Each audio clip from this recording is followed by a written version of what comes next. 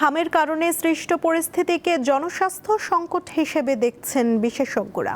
আজ রাজধানীতে সংবাদ সম্মেলনে তারা বলেন, টিকাদান কর্মসূচিতে বিঘ্ন ঘটায় ভাইরাসটি ব্যাপকভাবে ছড়িয়ে পড়েছে। পরিস্থিতি মোকাবিলায় টিকাদানের পাশাপাশি হাসপাতালে শিশু বান্ধব আইসিইউ করার পরামর্শ দেন তারা। একসময় নিয়ন্ত্রণে থাকা রোগ ফিরে এসেছে ভয়ঙ্কর রূপে। দ্রুত ছড়িয়ে পড়া সংক্রামক হামে প্রতিদিন শিশুদের প্রাণ যাচ্ছে।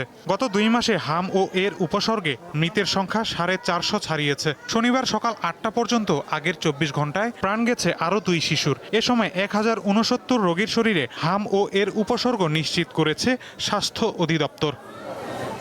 এই পরিস্থিতিতে হামে শিশু মৃত্যু, জনস্বাস্থ্য সংকট ও উত্তরণের পথ শিরোনামে ঢাকা রিপোর্টার্স ইউনিটিতে সংবাদ সম্মেলনের আয়োজন করে doctors for health and environment নামের সংগঠন। এতে চিকিৎসক ও জনস্বাস্থ্য বিশেষজ্ঞরা সংকটের কারণ এবং তা মোকাবেলায় বিভিন্ন দিক নিয়ে আলোচনা করেন। জনস্বাস্থ্যের জরুরি পরিস্থিতি মোকাবেলা করার জন্য জরুরি ভিত্তিতে কাজ করা। এই সরকার জরুরি ভিত্তিতে বেশ কিছু কাজ করছেন। টিকা ক্রয় করার জন্য যে সরকারি বিধিনিষেধ ছিল, আইন ছিল, সেটাকে অন্তর্বর্তী সরকার শিথিল করে শেষ মুহূর্তে টিকা কিনেছিলেন বটে, টিকা দেওয়ার আর সময় ছিল না। সেই টিকা দিয়েই কিন্তু 20 তারিখ পর্যন্ত বা এই যে নতুন টিকা আসার আগ পর্যন্ত চলেছে।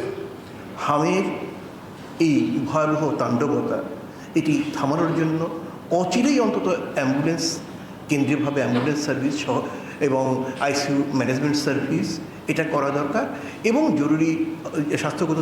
জনস্বাস্থ্যগত জরুরি অবস্থা ঘোষণা করে বৈশ্বিক অংশীদারদের সঙ্গে নিয়ে হাম বিরোধী, হাম প্রতিরোধী, হামের চিকিৎসা একটি জোরদার পদক্ষেপ গ্রহণ করুক এবং সেখানে অতি অবশ্যই জনসাধারণকে যুক্ত করুক।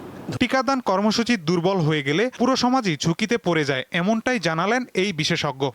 এই 6 মাসের থেকে 9 মাসের মধ্যে যেটা দেওয়া হচ্ছে টিকা, এটাকে অতিরিক্ত ডোজ হিসাবে চিন্তা করতে হবে এবং যাদের পূর্ণমাত্রায় 2 ডোজ নেওয়া আছে ভ্যাকসিন, তাদেরকেও নিতে হবে এই আউটব্রেক বা এপিডেমিক এটা কন্ট্রোলের জন্য।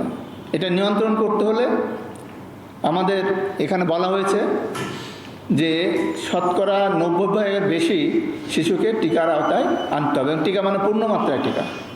সুতরাং একটা ডোজ টিকা নিয়েছে তাহলে হবে না, এটাকে আমরা বলি ড্রপ আউট, এবং যদি মোটেই না নেওয়া থাকে তাহলে সেটাকে বলা হয় লেফট আউট। এই ড্রপ আউট এবং লেফট আউট কারা আছে তাদেরকে শনাক্ত করে টিকার আওতায় আনতে হবে। তো শনাক্ত করবো কী করে? তার ডোর টু ডোর যেতে হবে, একটা রিপোর্টিং সিস্টেম থাকতে হবে। হামের কারণে সৃষ্ট পরিস্থিতি মোকাবিলায় চিকিৎসা ব্যবস্থা জোরদারের পাশাপাশি টিকা কর্মসূচির বিষয়ে জনসচেতনতা বাড়ানোর উপর গুরুত্ব আরোপ করেন বিশেষজ্ঞরা। মাহিদুর রহমান, দীপ্ত সংবাদ, ঢাকা।